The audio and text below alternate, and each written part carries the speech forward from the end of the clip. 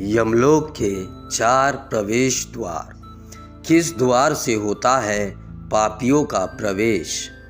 गरुड़ पुराण में जीवन के तमाम नीति और नियमों के अलावा मृत्यु के बाद की इन स्थितियों का विस्तार से वर्णन किया गया है। इसमें यमलोक का भी चित्रण किया गया है और हर द्वार को अलग अलग तरह की आत्माओं के प्रवेश का द्वार बताया गया है। धरती पर जन्म लेने वाला हर एक प्राणी नश्वर है। जो यहाँ आया है उसे इस धरती को छोड़कर एक दिन जाना ही होता है। मृत्यु के बाद व्यक्ति के कर्मों का हिसाब यमलोक में होता है। यमलोक में यमराज रहते हैं। यमराज हर व्यक्ति को उसके कर्मों के हिसाब से स्वर्ग, नरक या पितृलोक में भेज देते हैं। गरुड़ पुराण में जीवन के तमाम नीति और नियमों के अलावा मृत्यु के बाद की इन स्थितियों का विस्तार से वर्णन किया गया है। इस महापुराण में यमलोक के मार्ग का भी जिक्र है और बताया गया है कि कैसे पापियों को वो भयानक मार्ग पार करके यमलोक तक पहुंचना होता है। किस तरह यमराज के दूत व्यक्ति के प्राणों को निकालकर अपने साथ लेकर यमलोक पहुंचते हैं। यमलोक के बारे में गरुड़ पुराण में बताया गया है कि ये 1,00,000 योजन क्षेत्र में फैला हुआ है और इसके 4 मुख्य द्वार हैं।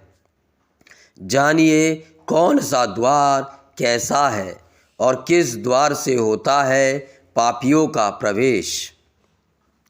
पूर्व द्वार। यमलोक का पूर्व का द्वार बहुत ही आकर्षक है। इसमें हीरे, मोती, नीलम और पुखराज जैसे रत्न जड़े हुए हैं।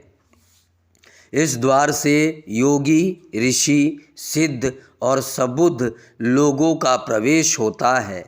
इसे ही स्वर्ग का द्वार कहा जाता है। गरुड़ पुराण के मुताबिक इस द्वार में प्रवेश करते ही आत्मा का स्वागत गंधर्व, देव, अप्सराएं द्वारा किया जाता है। पश्चिम द्वार। पश्चिम के द्वार पर भी रत्न जड़े हुए हैं।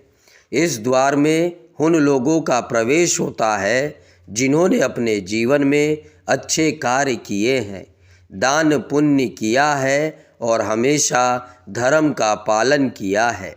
जिन लोगों ने किसी तीर्थ स्थान पर प्राण त्यागे हैं उनका भी प्रवेश इसी द्वार से होता है। उत्तर द्वार।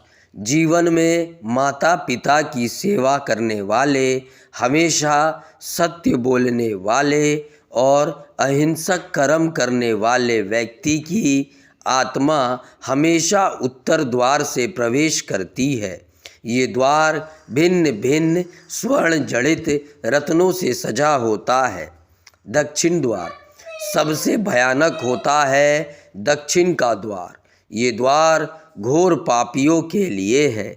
इस द्वार पर घोर अंधकार और भयानक सांप, सिंह और भेड़िए आदि की तरह भयानक जीव और राक्षस होते हैं। इसे ही नरक का द्वार कहा जाता है। आत्मा के लिए इस द्वार से गुजरना अत्यंत कठिन और कष्टकारी होता है। यम नियम का पालन नहीं करने वाले इस द्वार पर 100 वर्षों तक कष्ट को झेलते हैं।